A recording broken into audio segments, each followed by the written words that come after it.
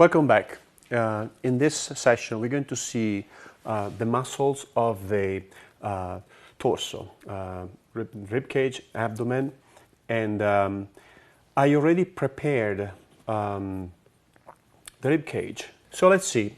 We remember when we established these angles, these specific angles. Okay, now all these angles are going to come in very handy because they're going to help me in positioning all the various ribs. So starting from the top, this is going to be, as we see, the base of the neck, okay, the top of the rib cage, is going to be the first pair of ribs, okay, first pair of ribs. The first rib will be mostly covered, hidden by the clavicle. So you can see this is the first rib, is going to come from under the clavicle and connect with the manubrium of the sternum here. So this, as you remember, this measurement in here, which is the manubrium of the sternum, the knot of the thigh, if you want, is going to give me also the position of the second rib. Okay, so the second rib is going to be more or less at this level. So what I'm going to do, I'm going to create a rib pretty much above this line in here, following this color. See this color that I established before? No, between the change of angle between this, the base of the neck, and this line here, the second rib, create a color. In this color in here, I'm going to position two ribs, first and second rib. So what I want to do next, I want to, instead of filling in all the ribs one by one, I want to move down directly to the fifth rib. The fifth rib is an important landmark because at the level of the fifth rib, I'm going to find the nipple. Also, I need to know the specific position of all these ribs because specific muscles will attach to specific ribs. So here, now, this line here, this line that defines this front plane from this side plane here, where this line in here intersecate with the line of the second head. Okay, so 1, 2. More or less here, I'm going to have the starting point, well, actually the juncture between the cartilaginous portion of the fifth rib and the bony portion of the fifth rib. From here, I'm going to go up slightly diagonally, here like this, okay? And then from here also up toward the back, like this, okay? So I'm not going to go into the sixth, but I'm going to go down to the costal arch, okay? This margin here, this portion in here close to the sternum, is going to be the cartilaginous portion of the seventh rib, okay? So 1, 2, 3, 4, 5, 6, 7, see that? So so the seventh rib is the last rib that is directly attached to the sternum, okay? The other ribs, so 10, 9, and 8, are going to be attached to the cartilage of the seventh rib. So these are going to be called false ribs. These two are the fluctuating ribs because they fluctuate, they move up and down. Fluctuant ribs, probably in English. Fluctuant ribs, because they kind of are not attached to the ribs, and they have somewhat more, more movement compared to the true and false ribs.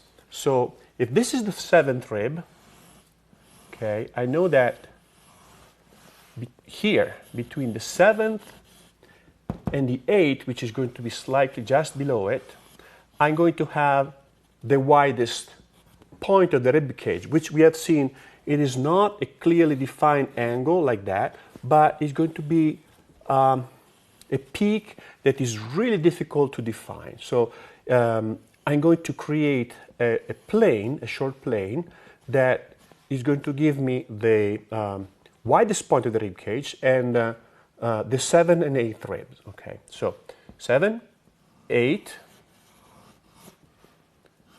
9, and 10. The 10th rib is just barely visible, okay? So now what I do, I fill in the gaps. Basically, I know that's first rib. Let's number them. Let's put numbers in there. 1, 2, 5, 7, 8, 9, and 10. So we're gonna leave alone the 11th and the 12th. So now between here and here, I had to position 2 ribs, no? So I'm just gonna eyeball it. Let's see what happens in here. 1 and 2.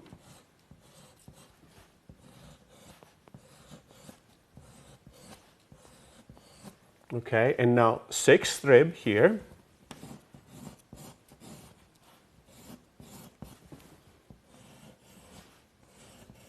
So, as you have noticed, what I have done here is use the margin between the line of division, the junction between the cartilaginous part of the ribs here and the bone to change the angle. See that? Change the angle. We have seen already how to define this forming here before, so we're not going to go into that. So now at this point we can look quickly at other specific bones and landmarks. So I'm going to have the clavicle starting from the top of the sternum, of the manubrium of the sternum, moving diagonally out like this. As I approach the head of the humerus, I'm going to have slight curvature, creating some sort of a little bit of a roof over the head of the humerus. The head of the humerus, we can think of this as a golf ball, more or less, and in size. And the diaphysis here is going to have now a little bit more body than I showed you before. This medial margin in here is going to have a protruding portion here. See, it comes in really sharply. This lateral condyle instead is going to be a little bit more smooth. Okay, so if we look at the skeleton, we're going to see how this portion here is really protruding and almost kind of fit the curvature of the rib cage. See that? This portion here instead is going to be much more subdued. Okay, so I mean smooth. I'm sorry. So what we want to do now here have the articular plane, which has to be at an angle like this, because remember we have that carrying angle between the humerus and the forearm. So now in here I'm going to position the ulna. One of my teachers synthesized this very well, saying that the Martha Meyer Erlebacher, that this the ulna will start thick and end thin. The radius starts thin and ends thick. Okay, so that should help you in remembering the general. It is these two bones are not that simple, but again we have to simplify, conceptualize the skeleton. So we don't want to go into many details. Okay, so at this level in here, I'm going to have a tuberosity here. On the tuberosity means roughness, area with bumps, bumpy area. Okay, a triangular shape in here, which I want to identify because in here I'm going to have a muscle inserting. Okay, so this area here being into the ulna. So now, let's move on to the radius. The radius also has a tuberosity here. Tuberosity where the bicep muscle will attach. And I need to know where that is, okay? It's about an inch or so, an inch and a half below the articular plane. I'm going to have this little bump in here, okay? So radius and on. Okay, so let's start positioning. Actually, let's go into the hips a little bit, and we'll see how the hips are going to have here a few very important landmarks, such as the anterior superior iliac spine. Here. So acronym is AS is. Anterior superior iliac spine. Below the anterior superior iliac spine, just above the acetabulum here, I'm going to have the anterior inferior iliac spine. Okay. Then we move down. We're going to have the pubic bone. We have seen the pubic bone is the middle of the body, at the center of the body, here like this. Okay. The sacrum. And now what we want to do is we want to start with the first muscle. Okay. So the easy way of positioning the muscle and remembering them is think origin and insertion. Where is the muscle starting from? Where is it ending? Okay. The first muscle we're going to put in is going to be the rectus abdominis, this muscle in here, the abdominal muscle. Okay. So I want to start, the point of origin of this muscle is the pubic bone.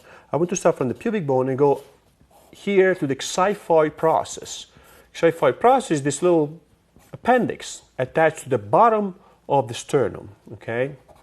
And I'm going to draw a line from the pubic bone up to the xiphoid process, like this. This is an important landmark because it will help me later on to see torsion, inclination angles of the body, but it divides the abdomen into halves. Okay, so the point of origin of this muscle we have seen it's at the pubic bone. The linea alba, so this line in here is called linea alba, which means white line, but the point of insertion is going to be at the 5th, 6th and 7th rib. So this is going to be the point of insertion of the muscle, meaning where the muscle is going to attach, end up, okay? Diagonally down like that. So now what I want to do from here, I want to create a very simple shape of this muscle, okay? Keep it as simple as possible. This is going to be overall the pattern of this muscle in here like this. See that? I'm not going to go too much into the organic details of this, but I want to know what kind of shape this muscle has, where it starts from, where it ends, okay? So rectus abdominis or abdominal muscle. Now, this muscle in here is the famous muscle of the six-pack, okay? In reality, this muscle would have an eight-pack, but we don't see the last two pair of packs. So we stick with the eight-pack name, but it is really an eight-pack kind of muscle. So along this linea alba in here, I'm going to have just above the iliac crest, which I see in the back, here, the umbilicus, the belly button, the navel, okay? At this level here, or slightly above, I'm going to have the first division of the rectus abdominis. Now between here and here, I had to put two more of these tendinous lines. Okay, so I'm going to put another one here, and another one here.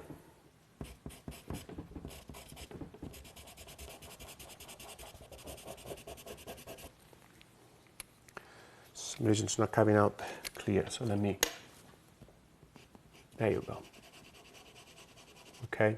So please note one thing, that this muscle in here, because this is a common error, this muscle in here does not attach onto this lower margin of the ribs. It will go above and attach to the 5th, 6th, and 7th rib, okay? So this is going to be tendon,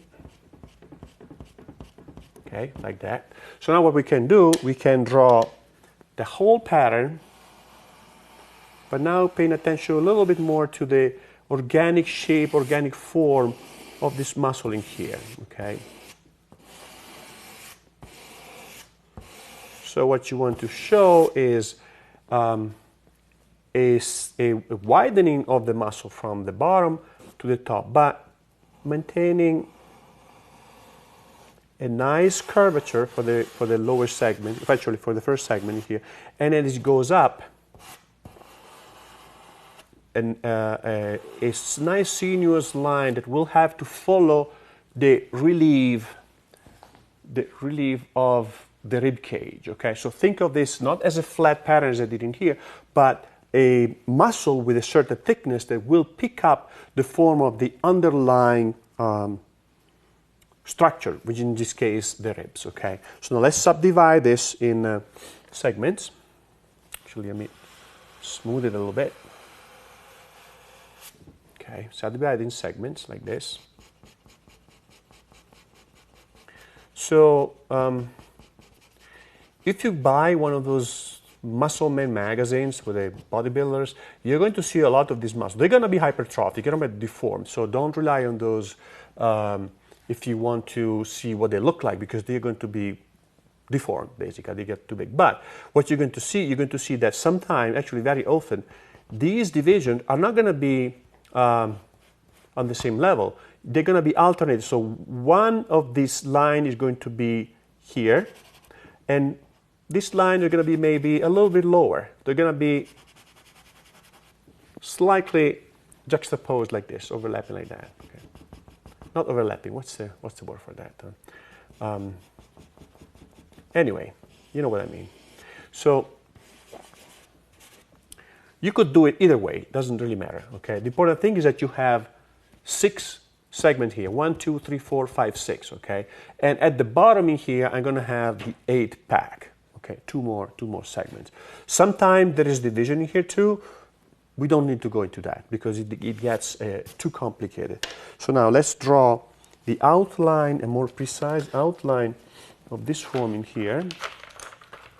And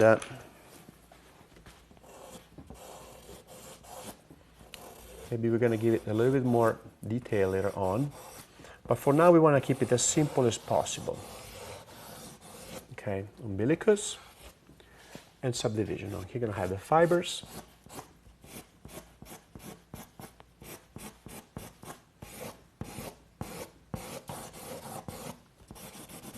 Okay, so we're going to move on now from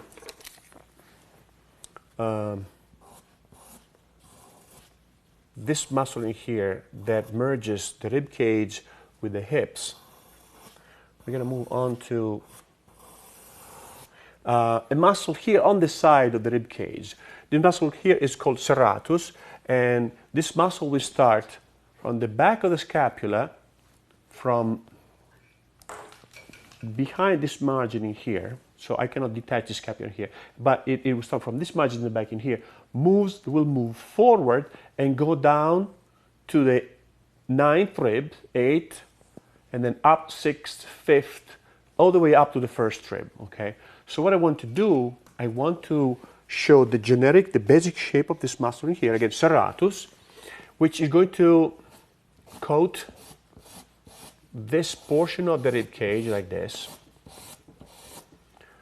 But I'm not going to see all the digitation because the 7th, 8th digitation, well, 8th and 9th digitation are going to be in the back. So from the front, I'm going to see only so 1, 2, 3, 4, 5, 6. The 7th is going to be right on the margin and turn away. So this is going to be the thickness of this muscle over the rib cage, so we'll add to the profile of the rib cage in here, and then it's going to come in halfway between the line where the division between the cartilage and the cartilaginous portion of the ribs and the bony portion of the ribs meet, halfway here, like this, okay? So this is going to be overall very generic shape of the serratus. Okay, serratus means saw, because it does look like a saw. So let me see. Once we go into the detail, you'll see why it's called saw, shaped muscle. Okay. So now what happens in here with this muscle in here? We're going to repeat. Actually, let's go in detail in here. So we're going to keep this for the more superficial muscle. Now we're going to dig into this muscle in here and look into detail how this muscle in reality is not a big chunk, a piece of flesh, but it has digitations. So I want to find the fifth rib, okay?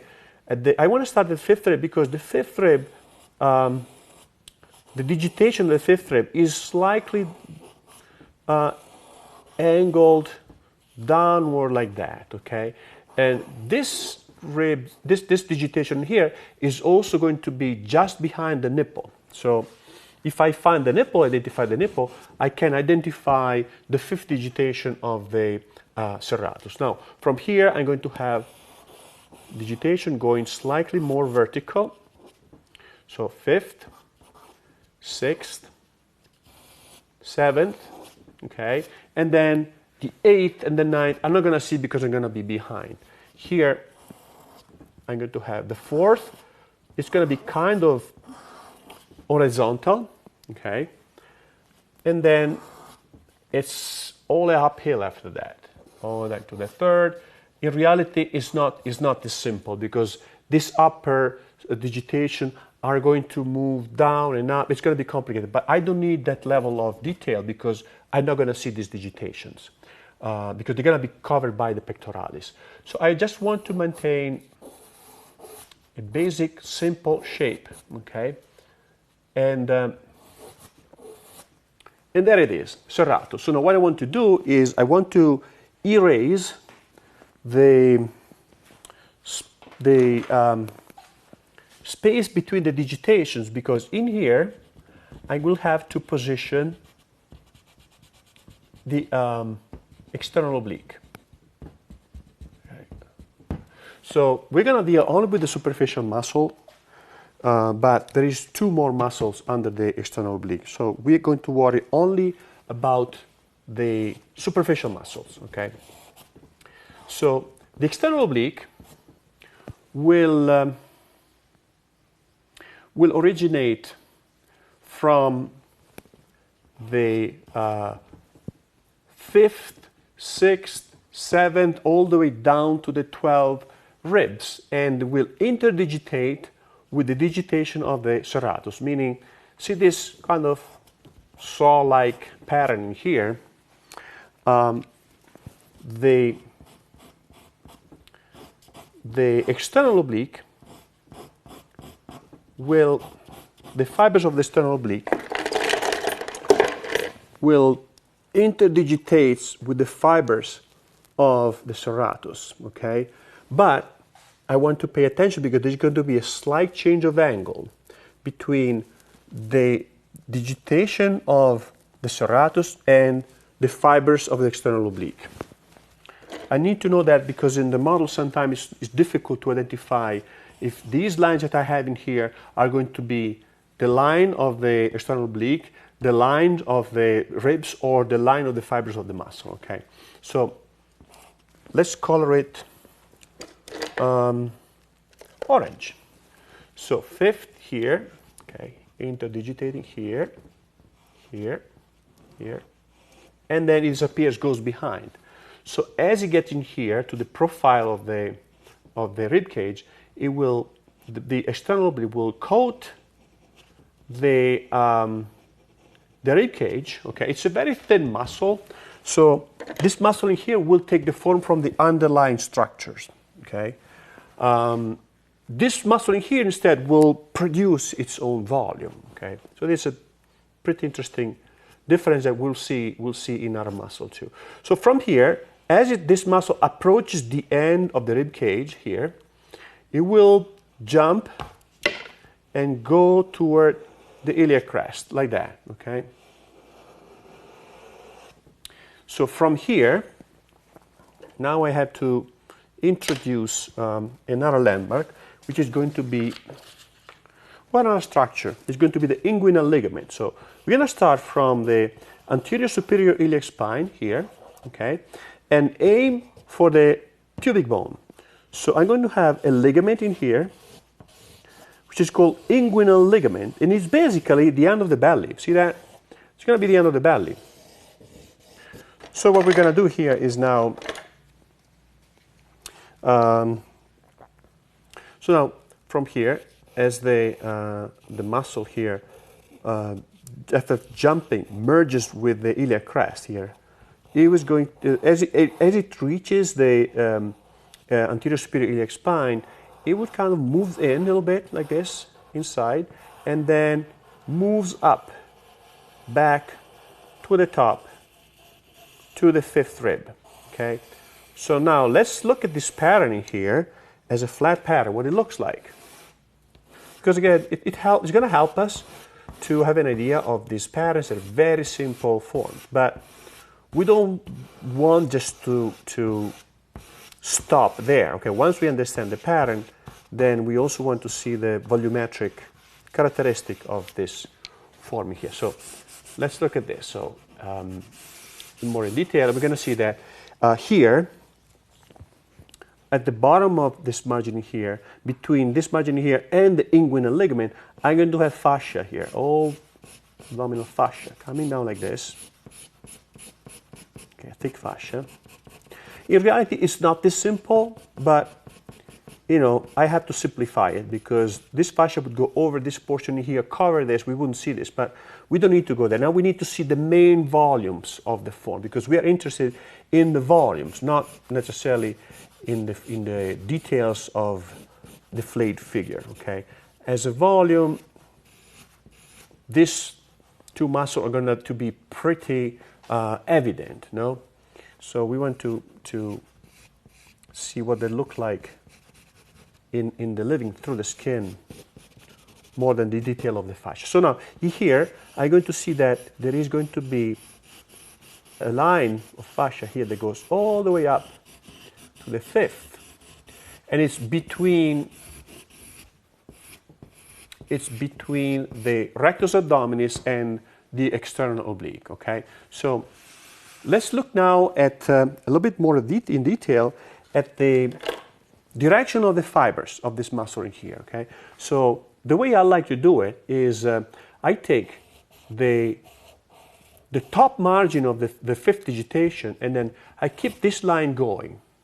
Then I move down, and I keep this line going, and keep this line going, and so on. Okay, so you're gonna see how I'm going to, on almost 45 degrees, to a gradual verticalization of the fibers. This is typical, okay, of this muscle.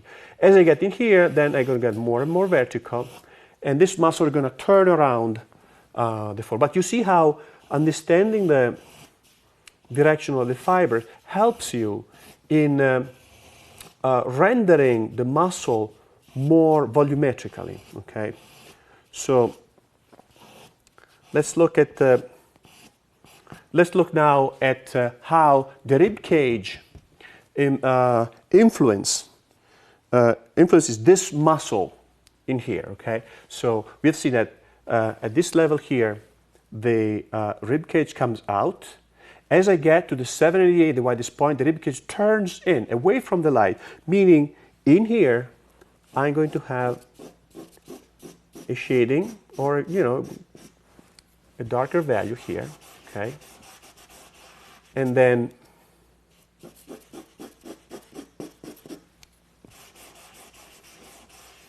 as I come here, the muscle is going to look up again toward the light, so I know that in here, I'm going to have a lighter area, like this, no? As same in here. And then in here, I'm going to go gradually back in, but this margin is going to be very, very thin.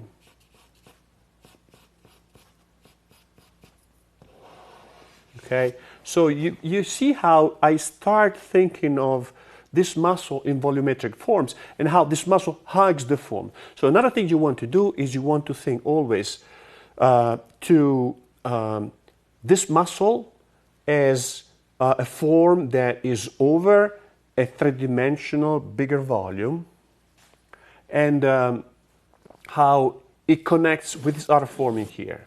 So now we're going to move up to the upper arm and see a few muscles, the coracobrachialis, the bicep, and the brachialis. Okay, so in order to do this, first I have to get you guys in contact with your inner coracoid process. So this is the coracoid process. As you can see, it goes over the head of the humerus, and you can feel it here. If you follow the lower margin of the clavicle until you hit a bump, that bump is going to be the coracoid process. Okay, from this little bone, I'm going to have various muscles starting. So we have to know where this is, and in this figure in here, I have positioned it, see, just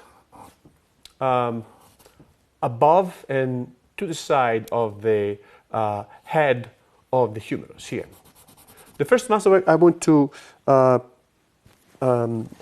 position now is the coracobrachialis, because it goes from the coracoid process to the brachii. Brachii means arm in Latin. So the name of the muscle are pretty much like that. They tell you where they come from, where they go, but it's Latin, so it sounds difficult. But it's the muscle that goes from the coracoid process to the brachii. That's the secret of understanding the muscles. Know what the name implies. So from here, I'm going to go down halfway to the length of to the medial face of the humerus, halfway down.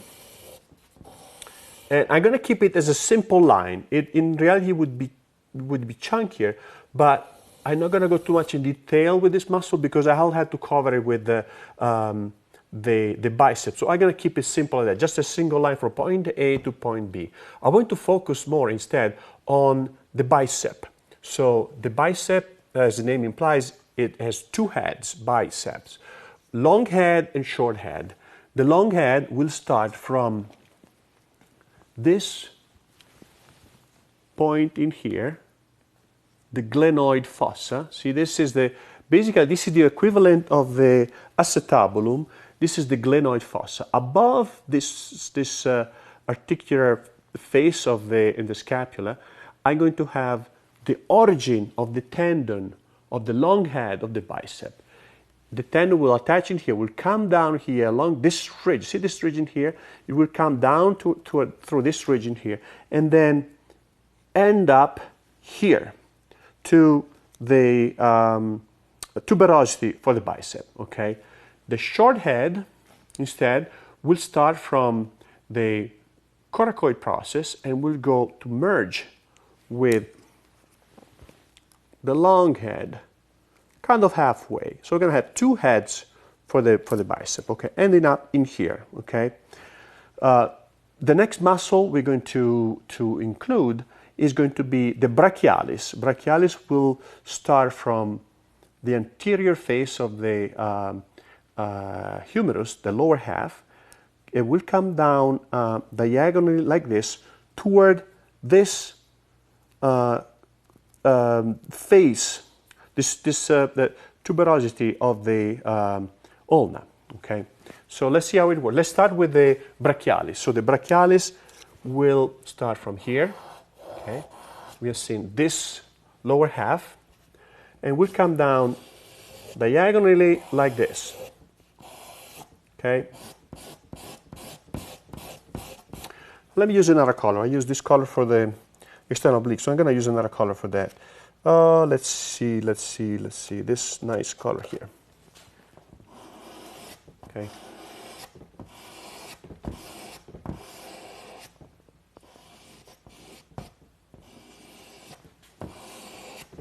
So let's draw the contour so we're going to see it a little bit better.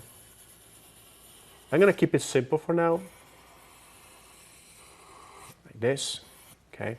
And the tendon will attach onto this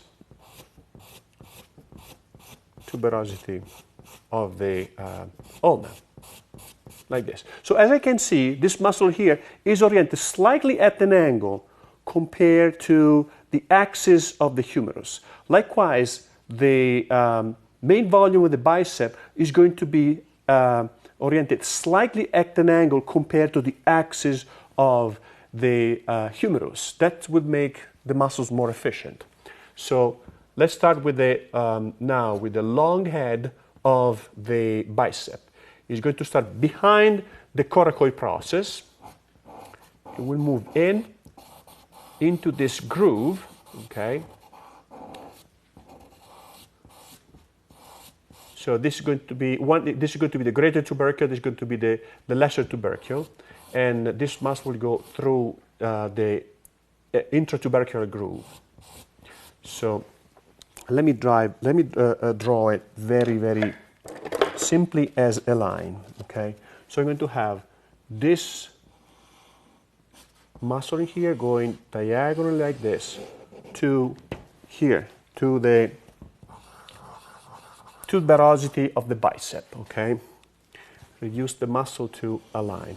By the way, this method of schematizing the muscles is something that you see in Leonardo's notebooks. He used to do that. Reduce the muscle to align point A to point B. Now, the short head we start from the coracoid process and move down like this diagonally, okay? And merge with the long head, kind of halfway, and together they are going to create a belly that is going to cover most of the brachialis muscle, okay? So let's draw this a little bit more in detail and see what happens. So this is going to be the tendon. As you see, the tendon goes out at an angle like this.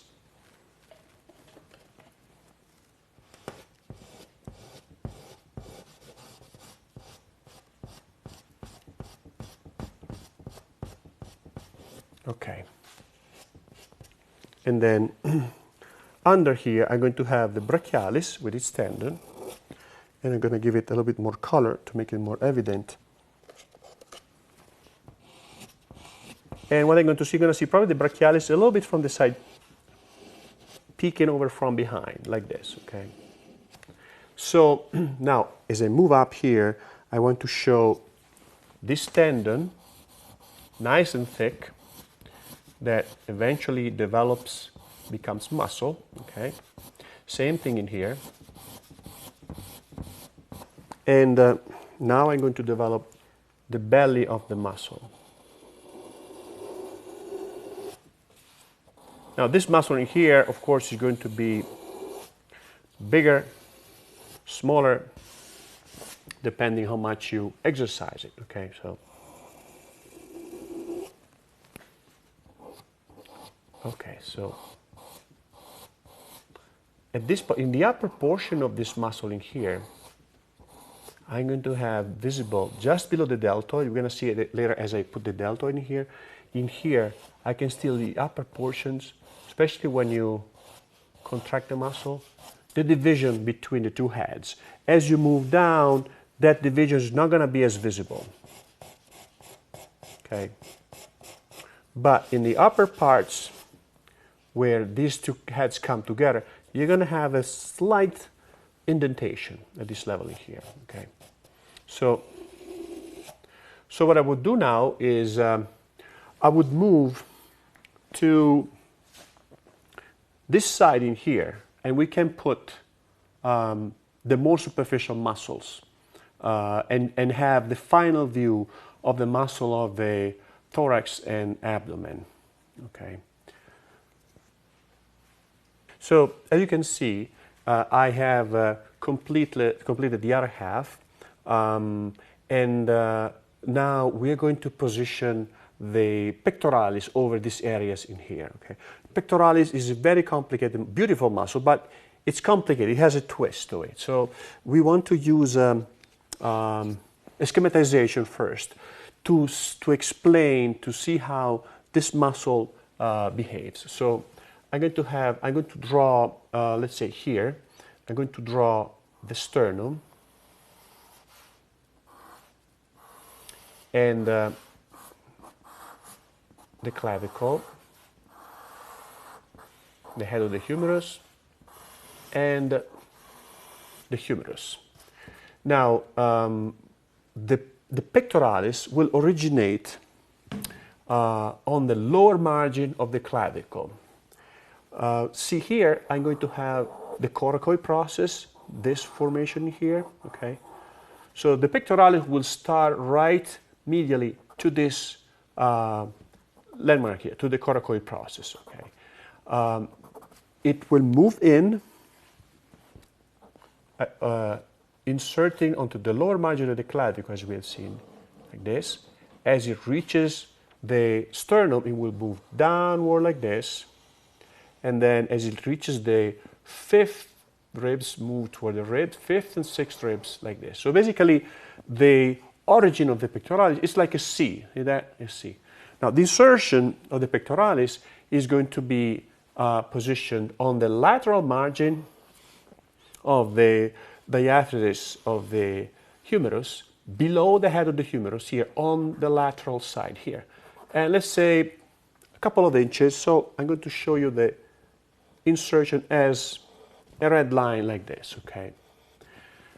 But as I said before, this muscle has a twist. So in order to simplify the position of this muscle, I want to proceed with this simple trick. I'm going to start with a high point of insertion and move down to the low point of origin, and then start from the low point of insertion and move up to the high point of origin. So you see now, this creates some sort of a twist already, no? I want to make sure that the coracoid process is excluded by the general mass of the pectoralis, okay? So this is going to be the general volume of the pectoralis, okay? So as I do this, I will have established the main volume, which I'm going to subdivide in different segments right on, and in here, the tendon, okay? So let's see what happens as I do this in here. So let's repeat origin. Actually, let me get the sternum a little bit more defined in here.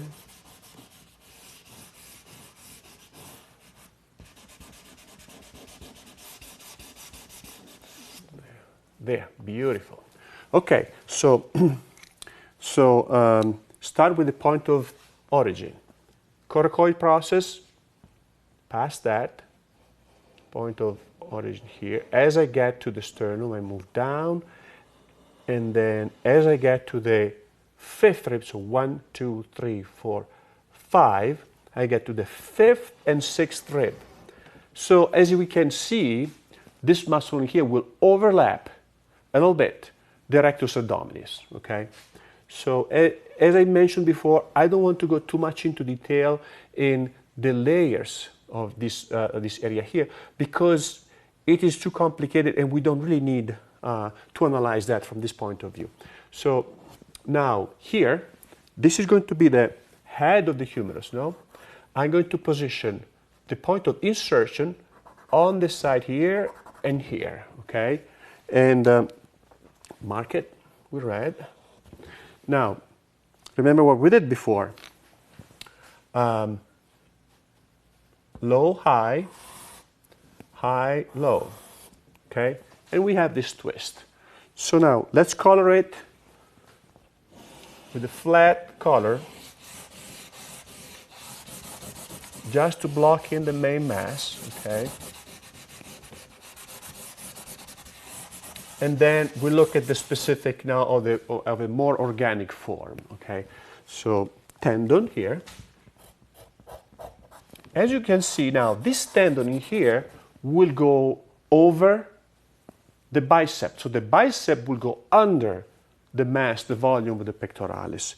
So now I want to draw this in a more organic shape, give it a little bit more of volume, okay? And then I'm going to start subdividing this into various segments. So this portion here, I'm going to have some sort of a tunnel, okay, like this, where the tendon of the bicep is going to go under there, okay.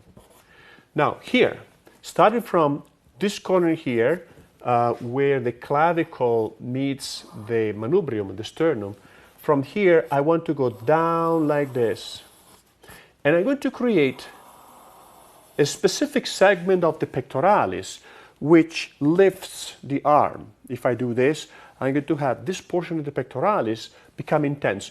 Not necessarily this portion in here, but this portion here is going to become tense, creating some sort of a straight rope that lifts the arm up. So this is the clavicular portion of the pectoralis, and it's a very distinct portion. There is a famous photograph of Cassius Clay or Muhammad Ali that is he just knocked down somebody, and I can't remember who the opponent was, but he's like this, yelling at the opponent on the ground, and you see here this beautiful line of the upper segment of the pectoralis. To tell you that the pectoralis, being such an incredibly big muscle and twists on itself and has opposite point of origin, is going to have a great variety of actions. Okay. So now what I will do next, I have distinguish this forming here, okay, and then to help creating an harmonious subdivision of the remaining part of the form, what I want to do is I want to subdivide this. Oh, this is not visible. Take this portion in here and subdivide it in half, okay, subdivide it in half again, and then again more and more fibers. That's the right way. That's an easy way to create a harmonious shape of the pectoralis. All these fibers here will converge into this tendon in here, will turn onto themselves and create in here a series of overlapping. So if we look carefully at how these fibers behave, you're going to see that this fiber here is slightly overlapping this fiber in here. This fiber here is slightly overlapping this fiber in here, and so on and so forth. Meaning I'm going to have sort of a vortex, see the beautiful vortex of the fibers overlapping each other and turning. At this point in here, the muscle will have a certain volume, a certain thickness. In this portion in here, the portion that is in direct contact with the rib cage, the muscle is going to be a little bit more flat, meaning as if we look at the rib cage from the top, this is going to be the rib cage, this is going to be the shoulder, okay? The portion of the muscle that hugs the rib cage is going to follow the profile of the rib cage, like this. But this portion in here will jump, will bridge this volume here, the rib cage, with the forearm, so it will change direction. So we're going to have a typical change of direction between this direction and volume and form between this form in here and this form in here. This being somehow thicker, this being somehow flatter. Okay, so that's the pectoralis. So let's see now the deltoid. So let me put some highlights onto these fibers in here, like this. Okay, like this. So now, the deltoid, as you can see, I can see some digitations of the serratus under here, peaking, okay? And I'm gonna see many of them, 3 or 4 digitation, I'm gonna see, not many. The rest of the digitation will be completely hidden by the pectoralis. So, the deltoid. The deltoid is another very big and complex muscle. It is going to, the portion that we see from the front will originate from the above It's going to cover the coracoid process in here. It's going to go over it. And actually, let me use a color so we can see the shape of the deltoid. In the lower margin of the clavicle, getting to the lower margin of the acromion, and let's look now at the skeleton. We're going to introduce it, and I'm going to see the back with the next segment. So coracoid is going to be covered here. So you're going to originate from here, move laterally like this, and then go to the side, to the back of the spine, and then up here. So you see you're going to have a big muscle originating like this, and ending up here. Halfway down the length of the humerus on the side, okay? So imagine this muscle in here is going to have a portion that is if I contract this portion here of the muscle, the arm is going to come up. And I have to let go of this portion, otherwise they're going to contrast each other action. It can come up, okay, abducting the arm like this. In this case, the portion of the thigh they're going to be working is going to be mostly the central one, but also this portion and this portion are going to be working. And then as I lift the arm back like this, the posterior portion will be working mostly, not the anterior portion decides to let go, because otherwise you would contract the action of this portion here. So see how the same muscle can have three different actions. You can have flexion, extension, and abduction. Abduction means moving away, in this case, the arm from the center. Okay. So now we're going to position here the deltoid using this blue color just to show a contrast now. So we're seeing that the deltoid is going to follow the lower margin of the clavicle and the acromion. As it gets to this margin in here, I'm going to see how the deltoid kind of follows the volume of the underlying structure, which is the head of the humerus. So probably in this level here, unless you are one of those bodybuilders that develop every inch of the body, the deltoid in this position here is going to be thinner, okay? And so meaning this forming here of the deltoid will be given by the underlying structure, which is the head of the humerus.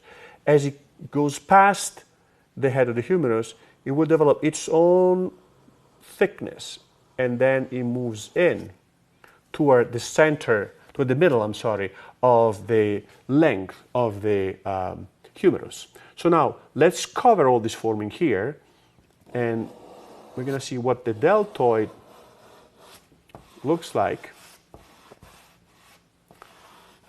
in relation to this arm muscle that I already positioned, okay?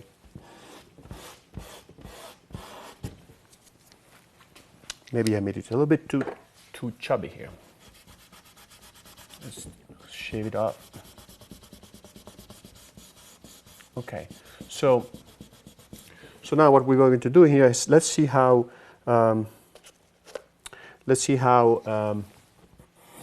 the light in here will hit this form and will point out, we put in evidence the various volumes of the deltoid. Okay, so with the light coming from the top here down like this, I'm going to have this area here being brighter. Okay, remember here, under here I have a golf ball. Okay, so this golf ball will imprint its own volume onto the structure, the form of the deltoid. Okay, because again the deltoid here is going to be relatively thin. So you see how now this is going to be my golf ball, no? And if I imagine how the light will behave on the sphere like this, I'm going to see how this portion here is going to have a highlight, no? As I move back to this, you're going to see how this forming here, this angle turns. Right? It turns like this. So I'm going to have here the shadow core, or shadow accent, or tangency zone, whatever we want to call it, here and then here. See that? This is how the light would behave on a sphere. This is just basic things connected to drawing. Okay, so now, as the form now moves down toward the point of insertion, I'm going to see how this form here picks up again and going to be oriented a little bit more toward the light, but not as much as this portion in here. Okay, so in here I'm going to leave like a mid-tone. As I move down, I see how this form now is going to move again away from the light. So I'm going to create a shaded portion here like this. So the idea being, if I understand how these volumes behave, how the deeper layers influence the more superficial layers, I can have a pretty good idea of, I can better read the body, okay, and be more efficient in drawing it aesthetically also. So this being the deltoid. So what I want to see is here is that the deltoid is going to be over the pectoralis, and the pectoralis is going to be over the bicep. So the bicep is under pectoralis and deltoid. Okay. So let's move on now to the forearm. Okay. The forearm we can distinguish in the frontal view of the forearm. We can subdivide in two basic volumes. Okay. So one volume is going to be given by the brachioradialis. Brachioradialis, as the name implies, goes from the brachii, or the arm, the upper arm, which is this margin here, okay, from the lower third, from this crest in here, the lower third, and we'll go down to the styloid process. You see there's a little bit of a bump in here, okay? So this muscle will go here from the side here of the humerus to the side of the radius, okay? And it is a flexor of the arm. It flexes the arm, okay? We want to distinguish this because the action of this muscle, because the muscle that we're going to put onto the medial side are going to be flexor of the wrist. So we're going to start distinguish these two groups using their function. So the brachioradialis, the general shape of the brachioradialis is going to be this. So we have seen, I'm going to start from the lower third of the lateral margin of the humerus, and I have to end up here at the styloid process. So this forming here will look like an ovoidal shape like this. So you're going to break it down in basic, very, very simple volumes and shapes, okay? So from here toward the lower third of the forearm, I'm going to have this muscle taper and become tendinous, okay? And we'll end up here at the styloid process. So let's look at this muscle as a big, chunky volume.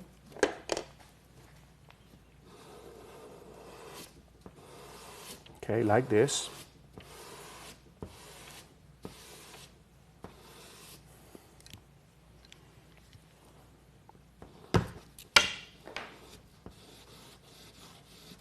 And see how it will interact with the other portion of the arm. So what I want to show is that this muscle in here, maybe I made it a little bit too high, so I'm going to thin it a little bit.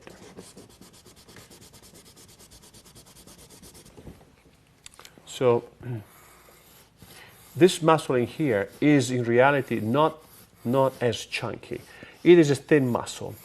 What it does, so the upper portion is going to be very thin, and just before it gets at the level of the articular plane, it will pick up volume from underlying muscle, which I don't see now, so I don't worry about those, and develop a certain thickness in here, and then it will move down to the wrist. Actually, not to the wrist, before the wrist, just before the wrist, to the, as we were saying, to the styloid process of the radius. So, brachioradialis. On the medial side, I'm going to have a group of muscle, which I'm going now to simplify using lines. I'm going to go back to this view here because I don't have this many muscle going on, so it's going to be simpler. Okay, so this is my radius. Remember, the radius follows the thumb, no? This is going to be the ulna. Okay. Let's give it a little bit of a clear contour. Styloid process of the radius.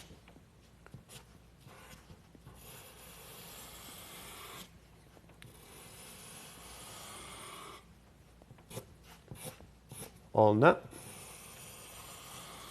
Styloid process of the ulna. Okay, also the ulna has a little bit of a bump. See that? A little bit of a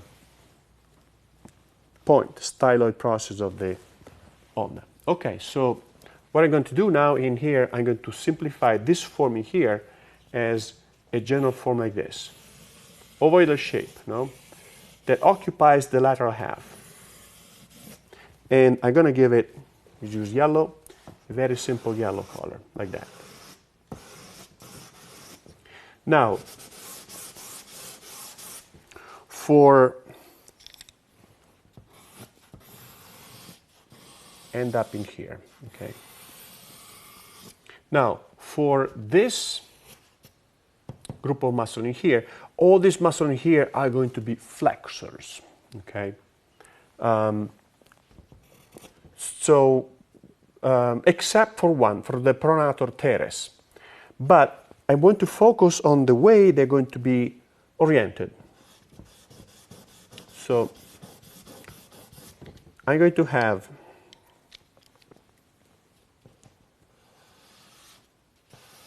the pronator teres, or pronator teres. I never quite learned the pronunciation for that muscle. But it means the muscle that pronates, the round muscle that pronates the forearm in this case in here. So it's going to go from this condyle, this protruding point of the condyle of the humerus here, is going to come in diagonally like this into the upper quarter of the radius. So from here, well, it's not visible, let me use a darker color, from here to here, okay, like this. Pronator teres. I'm going to use only lines because we need to understand the general behavior of these muscles. And then we're going to see how they behave as a group, okay. Pronator teres turns the forearm, that is just the forearm, not the whole arm, just the forearm like this. Then from here, okay, I have to go down to the hand. So quickly let's see the basic components of the hand, okay. In the palmar portion of the hand, I'm going to have the carpus and the metacarpus. The carpus is the wrist, okay. So this portion in here is the portion I'm going to be interested in, the carpal bones, okay. Carpal bones are a bunch of bones. You see this, how many tiny little bones we have in here. We don't want to go into that. We want to look at the carpal bones as a group, okay. Let's look at the carpal tunnel here, as a group, okay, like this. These are going to be the metacarpal bones, which are going to be this bone here that make up the palmar portion of the hand. So what we're going to have in here now is the first muscle we're going to position goes from this corner here to this corner here, okay. So from the medial condyle of the humerus down to the carpus, okay.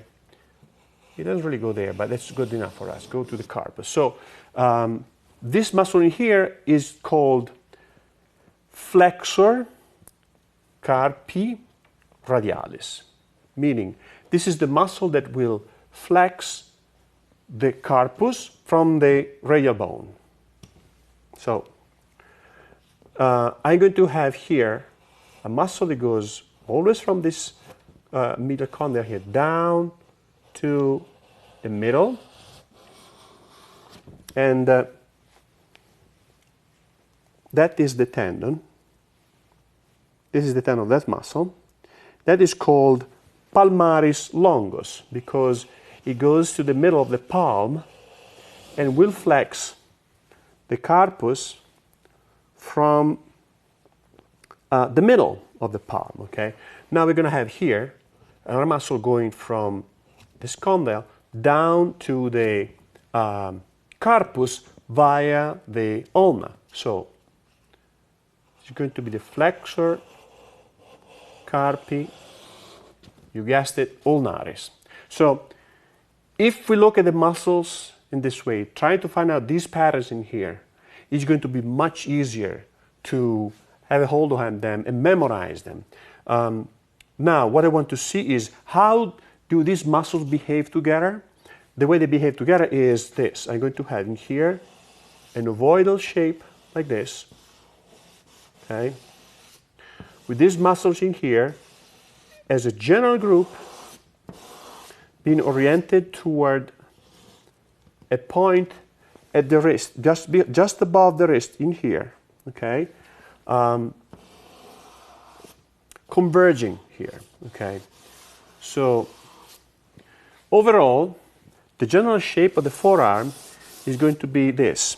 I'm going to have laterally this volume in here starting above the articular plane between the humerus and the forearm, and developing as an ovoidal shape. And even though the muscle per se will go here, the general direction of this mass is going to be oriented like this, toward this point in here, just above the wrist, okay? The same thing for this portion in here. Now, this group of muscles in here, so the pronator teres, the flexor carpi radialis, palmaris longus, and flexor carpi ulnaris, are going to, together as a group, are going to behave as a fusiform, elongated, ovoidal shape like this, that will be directed also toward a point just above the wrist. Okay, so